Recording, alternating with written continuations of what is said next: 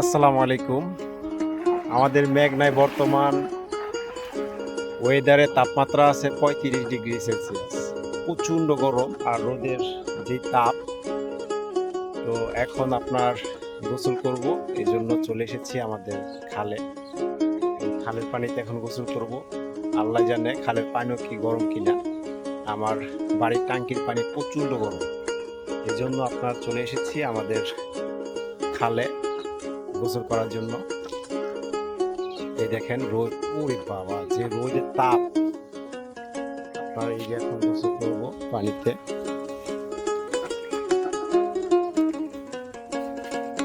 কত সুন্দর।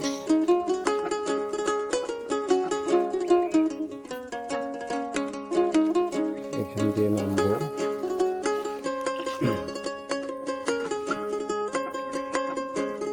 আল্লাহ,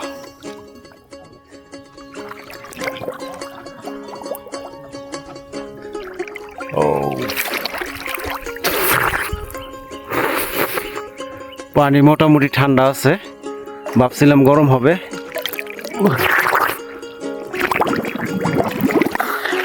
না, পানি ঠান্ডা, পানি অনেকটা ঠান্ডা। উপরে একটু গরম, নিচে ঠান্ডা।